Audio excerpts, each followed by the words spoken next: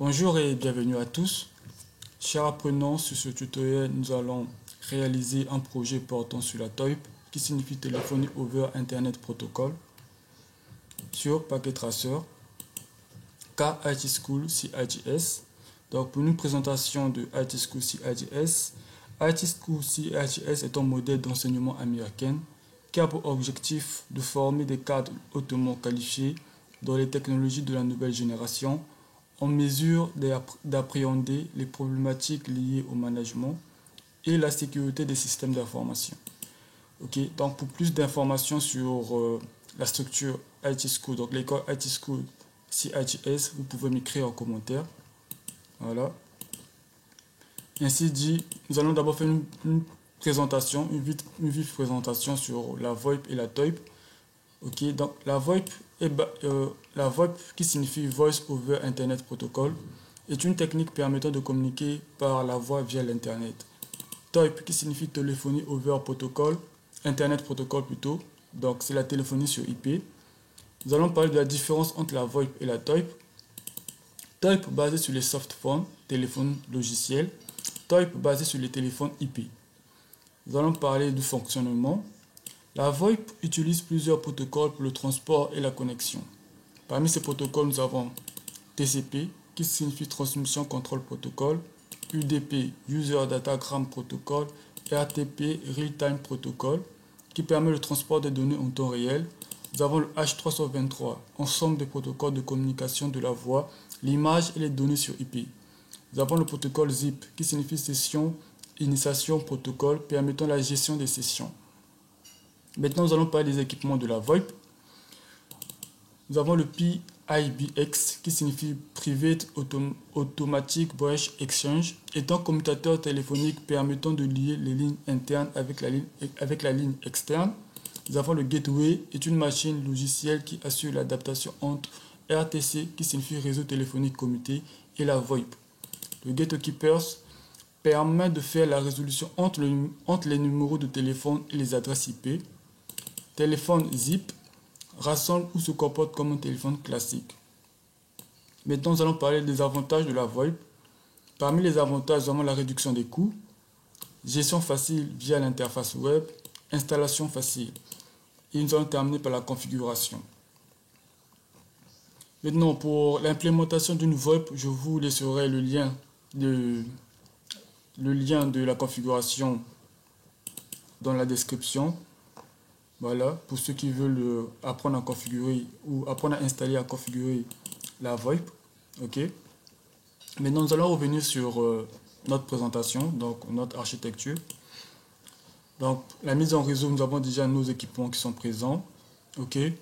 Maintenant, nous sommes en tant qu'administrateurs, nous sommes venus au sein de la structure IT School CIGS qui veulent avoir de la téléphonie IP de leur structure. Donc nous venons installer de la téléphonie IP dans la structure. Ok. Maintenant, en tant qu'administrateur, nous allons essayer d'être dans un environnement réel. Donc nous allons, au lieu d'entrer directement dans le switch et le routeur, nous allons prendre un PC en tant qu'administrateur, se relier avec le câble console. Donc c'est ça le câble console. Et ensuite s'introduire dans le PC de l'administrateur via le câble console pour avoir accès aux équipements. Donc là, ok. On peut voir qu'on est maintenant dans le switch. Would you like to enter the initial configuration dialog? No.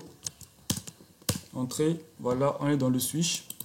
On va commencer par renommer le switch. Donc, enable conft hostname switch.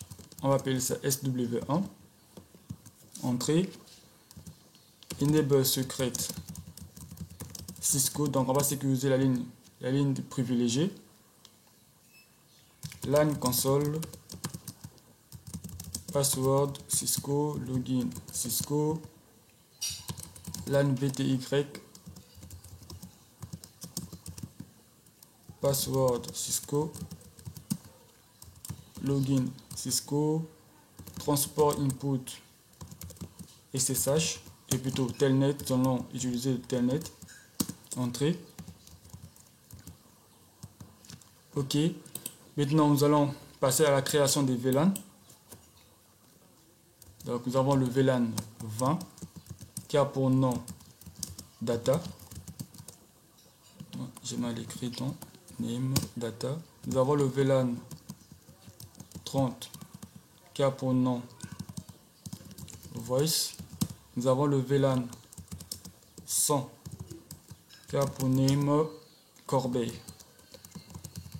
Ok. Maintenant, pour le VLAN corbeille, c'est tout simplement une mesure de sécurité, disons. Donc, toutes les interfaces qui ne seront pas activées, donc qui ne seront pas reliées à un périphérique, nous allons les désactiver pour plus de sécurité. Voilà. Donc, nous allons revenir dans notre configuration. Exit. Interface range. Donc, nous allons rassembler toutes les interfaces. Donc, les interfaces que nous voulons rassembler. Face Ethernet 0/2 jusqu'à 5. Un instant. Ça, c'est l'interface face 0,1. Ici, c'est 2, 3, 4. Ici, 5, 6, 7. Non, on va revenir dans le PC. Donc, 2, 3, 4. Donc, de 2 à 4. Switch port mode access. Switch port access VLAN 20. Ok, exit. On rappelle la commande pour les interfaces de 5, 5, 6, 7, de 5 à 7. On a switch port voice VLAN 30. Donc, pour configurer la voix, on utilise la commande switch port voice. Donc, switch port voice VLAN 30, entrée. Exit. Exit. On peut vérifier. Donc, show VLAN brief. Entrée. Voilà, on peut voir que le VLAN 20 et le VLAN 30 ont été configurés, ont été ajoutés dans le switch avec le nom. Et on peut voir l'affectation des ports aux différents VLAN. Voilà, qui répond à la question affectation des VLAN aux ports. Ok. COFT. Nous allons désactiver le reste des interfaces. Donc, Fast Ethernet 0, 8 à 24 qui ne sont pas utilisés dans le réseau. Ah, j'ai oublié range. Voilà. Switch port mode access. Switch port access VLAN SO. Ok. Donc, on peut voir qu'il y avait la création du VLAN 100. J'ai oublié de le préciser. On a aussi la création du VLAN 100.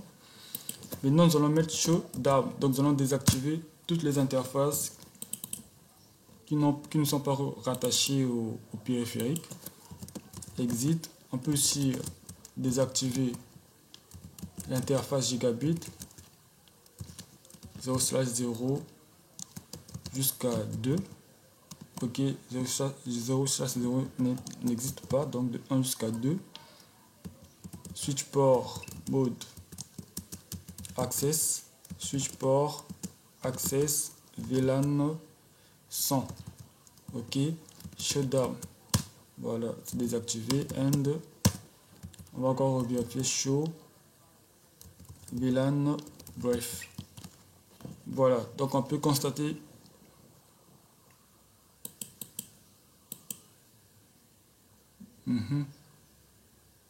ok, que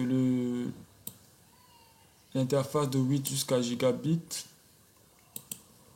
est de le VLAN 100. Ok, conft. Nous allons nous passer non, je pense que c'est tout comme configuration pour le moment sur le switch. Donc on peut sortir, exit, on enregistre, copie, une config dans startup config. C'est fait, on peut sortir du switch. Donc toujours à notre cap console, nous allons venir sur le routeur, terminal, ok, c'est fait. Donc c'est sur le routeur que nous allons effectuer la plupart des configurations. Donc le service DHCP de la voix, donc on va configurer le service voix. dans le routeur. Et ce qu'il faut retenir pour le switch, pour la configuration de la TOIP, il faut un switch PoE. Donc je vais entrer là. Je pense qu'on peut le voir ici. Physical. Voilà, le switch PoE. Donc c'est le switch PoE qui supporte la TOIP. Voilà. Je peux revenir sur notre PC administrateur qui s'est connecté dans le routeur. Donc enable conft, le nom du routeur hostname router type.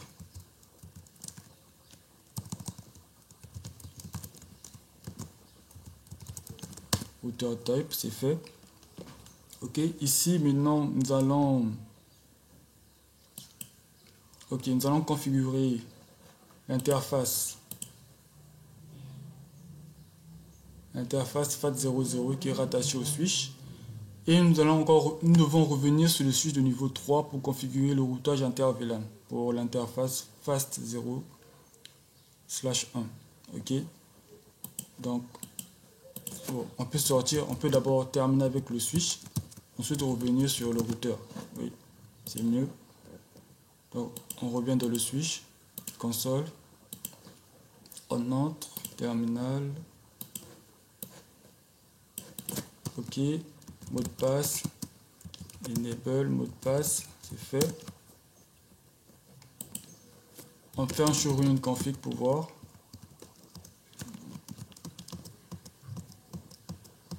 Ok. Comme nous avons activé le mode le mode Telnet, donc la connexion à distance par Telnet, nous allons profiter aussi de configurer le SVI qui signifie Switch Virtual Interface, donc l'interface virtuelle du switch. Par défaut c'est le VLAN 1, mais comme sur le VLAN 1 nous n'avons pas d'adresse IP, du coup nous allons mettre l'adresse IP, ou du moins mettre les adresses IP sur les VLAN concernés, donc le VLAN 20 et 30. Donc c'est ces VLAN qui nous permettront d'accéder directement à l'interface switch. Pour cela on peut faire conft interface VLAN 20 IP adresse 192.168.20. Nous allons prendre l'adresse 1, donc 20.1, 3 fois 255.0. Ok.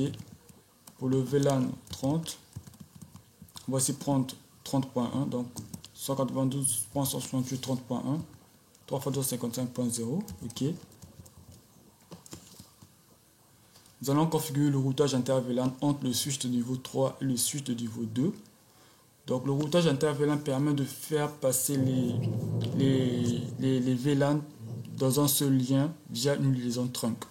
Voilà. Donc la configuration entre faire le routage inter-VLAN entre le switch de niveau 3 et le routeur est différent de faire le routage inter-VLAN entre le switch de niveau 2 et le switch de niveau 3. Ok. Donc ce sont des cas possibles. Donc ici, comme nous avons le routeur et le switch de niveau 3, pour faire le routage inter-VLAN,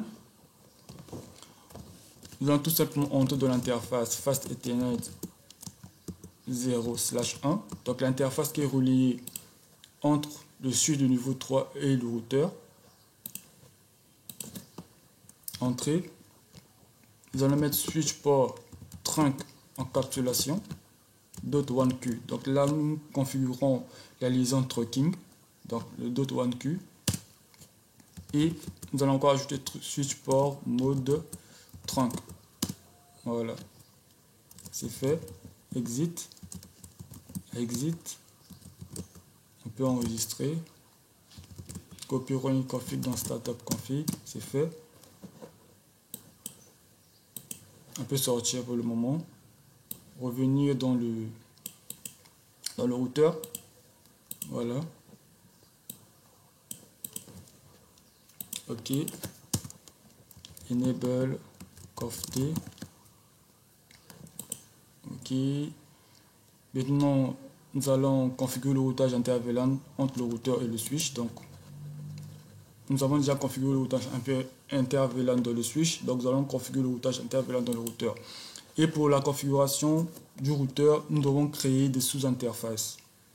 Donc interface fast0/0. Donc l'interface qui est reliée au switch, je pense que nous avons déjà fait nos shutdown. Non, donc là, c'est bon. Donc on peut juste activer l'interface. Donc après l'activation, nous allons créer des sous-interfaces. Voilà, comme je l'ai précisé ici. Voilà la création des sous-interfaces. COFT interface fast 0 classe 0 point. Le ID on peut mettre 20, donc pour que ça soit plus correct par rapport à nos VLAN. Ok, encapsulation d'Auto1Q et le ID du VLAN est 20. Exit. On rappelle la commande pour le VLAN 30. Encapsulation d'Auto1Q 30.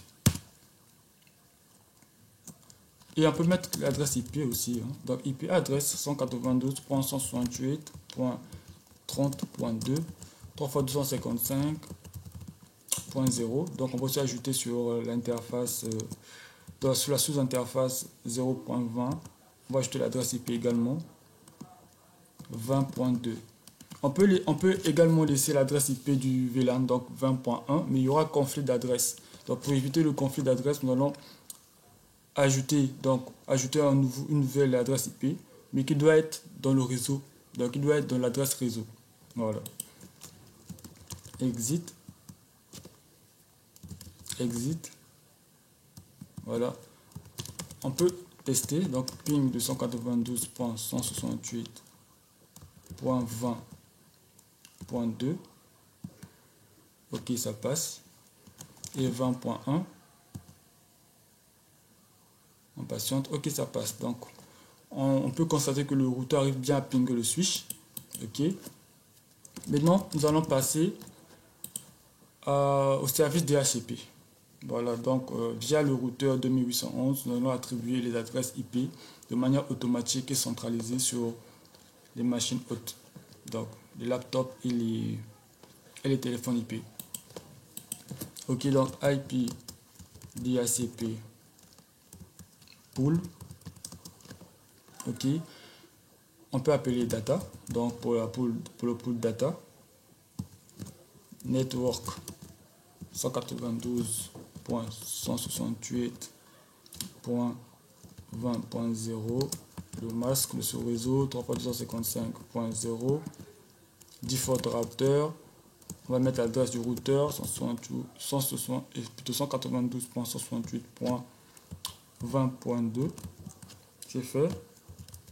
Exit. On fait la même chose pour le VLAN voice. Voilà. Network 30.0. Default router 30.2. Et ici, nous allons ajouter l'option 150 pour la téléphonie. IP, l'adresse IP du routeur du VLAN voix. Donc 192.168.30.2. C'est fait. Exit. Donc pour terminer avec la configuration du DHCP, on peut exclure les adresses parce que dans notre réseau, par exemple sur le VLAN 20, on a déjà pris le 20.1 et le 20.1 et le 20.2, le 30.1 et le 30.2, donc on peut les exclure. Voilà. Comme dans notre protocole DHCP. Donc pour exclure les adresses IP DHCP excluded espace 192.168.20.1, donc l'adresse de début et l'adresse de fin. Donc c'est comme une plage d'adresse. Qu'est-ce que ça me fait là? Ok, je rappelle la commande. IP DHCP excluded 192.168.20.1, 192.168.20.2. Ok, je fais la même chose pour le VLAN 30. Voilà, c'est fait. Maintenant, on va tester. Donc, on va voir est-ce que nos machines arrivent à prendre les adresses de manière automatique.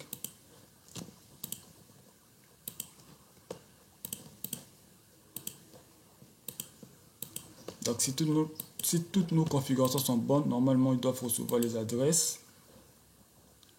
Ok, ici on doit mettre le câble d'alimentation. On doit ajouter le câble d'alimentation.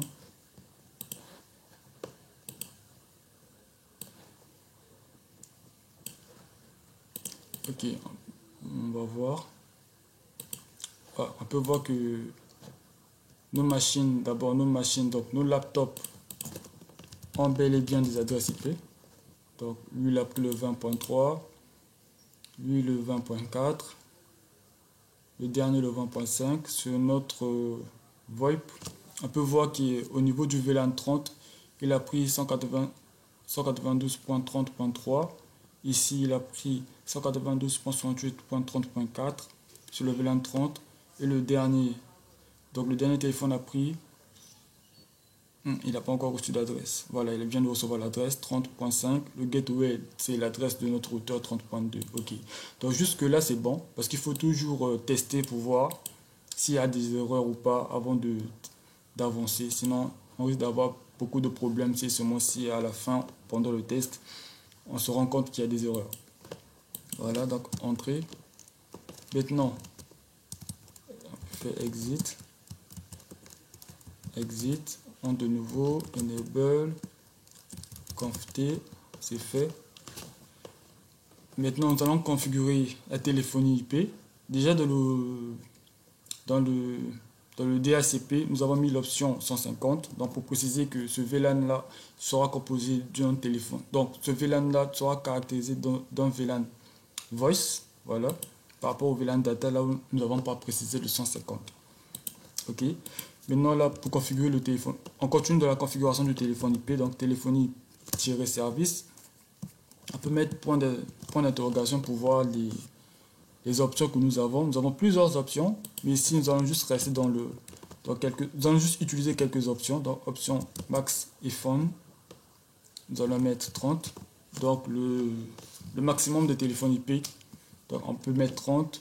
Nous allons mettre max DN et le numéro maximum, donc le maximum des numéros. On peut mettre 10. Voilà. Exit. OK. On peut revenir sur notre fichier. Voilà. Donc on peut ajouter certains trucs. Donc ici on va ajouter IP source. OK. Donc on allait l'oublier. Donc je rappelle juste la commande du téléphone de service. IP source. On va mettre l'adresse IP 192.68.30.2. Donc le VLAN 30 bien sûr. Plutôt port. Comme port, nous allons utiliser le port 7000. Donc le port est au choix. Donc nous allons prendre le port 7000. OK. Exit. On peut revenir sur notre fichier. Ici, c'est la configuration du téléphone. iPhone DN1, iPhone 1. OK. Donc on va prendre iPhone 1. Non, iPhone... oui, iPhone 1. Point d'interrogation, on peut mettre le type. Donc le type de téléphone 7950, non 7960. Voilà. 7960. MAC adresse. Ok, pour le MAC adresse, nous devons prendre l'adresse MAC du VLAN. Donc du VLAN 30 qui est ici. Ici on a 3 x 0, donc 30A. OK. 30A. Point. Ici 30A F3EC. F3EC. Point. F3EC 0, donc 0587 0587. Ok, donc ici voilà, il a assigné il a assigné la MAC adresse au téléphone 3. Ok, c'est bon. Donc je vais faire la même chose pour le iPhone 2. Type 7960. Adresse MAC, nous allons encore voir l'adresse MAC ici. Ici, comme adresse MAC, c'est 0040. Un instant. Ok. MAC adresse. Je vais aller prendre ça dans mon fichier TXT pour le deuxième téléphone. Donc les MAC adresse c'est par rapport au VLAN, le VLAN créé, donc notre VLAN, VLAN 30. Voilà. Par rapport au VLAN 30, c'est là où on prend nos MAC adresse. Et c'est MAC adresse espace. Quand on copie, je colle. Ok. Bouton 1, 2. Ok, donc pour la création du bouton, on doit d'abord créer le iPhone DN. Ok, d'accord. Donc c'est pas grave. Exit. iPhone-DN1.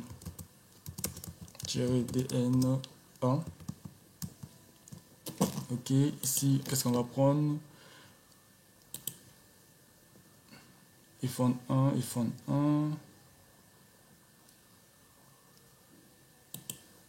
iPhone 2 est là. Non, iPhone DN. Ok, ok. Donc c'est le numéro. Number 7001.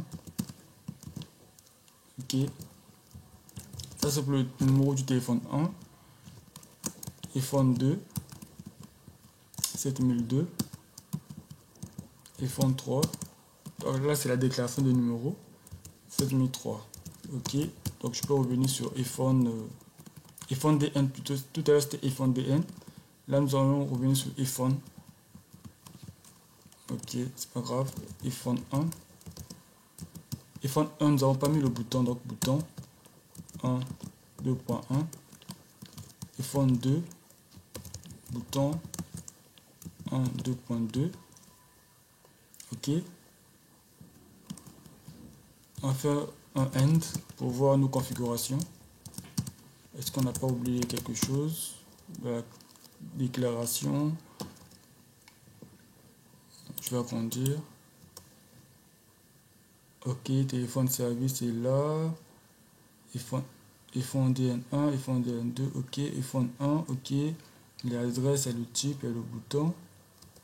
iPhone 3 également aussi.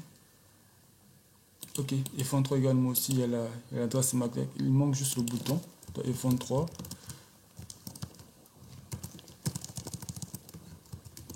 iPhone 3.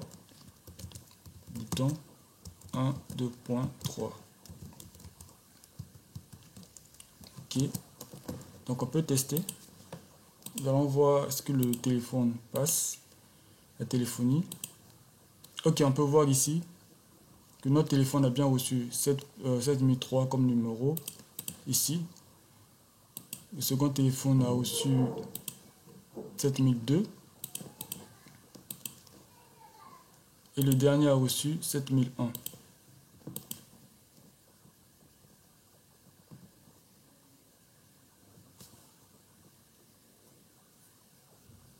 Ok. Maintenant, on peut enregistrer nos configurations. Copie. Prenez une config dans Startup Config. Voilà. Donc, nous allons tester. Donc, on peut prendre un paquet entre PC d'abord. Donc, le laptop 2 veut pinguer le laptop 3 veut pinguer le laptop 2. Ok, ça passe. Le laptop 1 veut pinguer le laptop 3. Ça passe. Le laptop 2 veut pinguer le laptop 1. Ça passe également. Ok, donc, la connectivité au niveau des laptops est opérationnelle. Nous allons vérifier sur la voie. Donc, sur la type photo. Delete. Ici. On va appeler donc le numéro.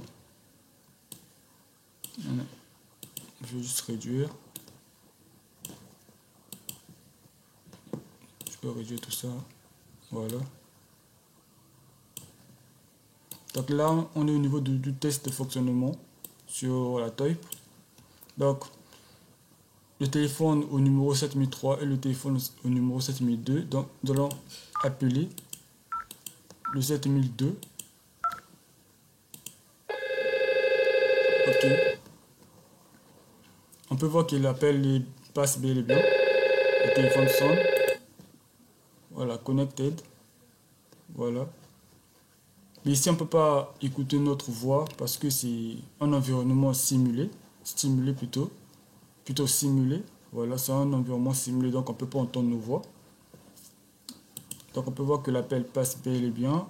Et si j'appelle le 7001, non, j'ai fait une erreur, 7001,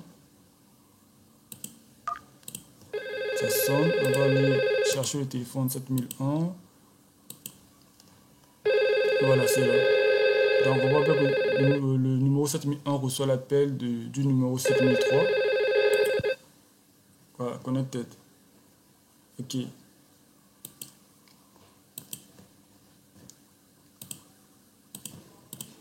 Ok. Donc on voit bien que notre réseau est fonctionnel. Maintenant, nous allons terminer encore notre test par... on va essayer de se connecter à distance par Telnet via donc, du PC directement au switch. Pendant les configurations, je vous ai expliqué que nous avons configuré le SVI qui signifie Switch Virtual Interface, donc interface de switch. Comme nous avons deux VLAN, bon, nous avons trois VLAN, mais nous avons deux VLAN qui portent les adresses IP. Donc, c'est sur ces deux VLAN que nous avons configuré au niveau du switch. Donc, un instant, voilà. Là, on est dans le routeur type. Donc, à partir du routeur, on va se connecter donc à distance. À partir du routeur, on va se connecter au switch 192.168.20.1. Voilà, on peut voir on arrive à se connecter. Mot de passe Cisco, enable, Cisco, show, VLAN, bref, exemple. Il fait une erreur. Voilà, donc on peut voir qu'on est dans le switch actuellement. Donc on s'est connecté à distance via Telnet à l'interface du switch du VLAN 20. Ok. Exit. On va essayer avec le VLAN 30. Donc le VLAN 30, si on arrive à se connecter, Cisco, enable, mot de passe. Voilà, show, VLAN. Bref. Voilà, on arrive aussi à se connecter. Donc merci d'avoir suivi cette vidéo. C'était assez long, mais ça valait la peine d'être réalisé. Donc voilà, j'espère que cette vidéo vous permettra d'implémenter votre type au sein d'une structure ou bien même au sein de paquet traceur. Donc si vous voulez vous entraîner à faire de la type plutôt, donc du téléphone IP. Donc j'espère que cette vidéo vous aidera pour cela et merci d'avoir suivi cette vidéo. N'hésitez pas à écrire aux commentaires vos avis. Voilà. Et pour ceux qui veulent avoir plus d'informations sur l'école IT School CHS, vous pouvez aussi écrire aux commentaires, je viendrai vous répondre. Donc c'était cette topologie que j'ai effectuée physiquement au sein de l'école IT School CHS. Mais comme je ne pouvais pas filmer pendant cette période, du coup je voulu le réaliser sur paquet traceur, voilà, pour vous donner une image. Donc les configurations sont telles, sont comme ça, il n'y a pas de grande différence. Donc voilà, merci beaucoup et on se dit à très bientôt pour la suite.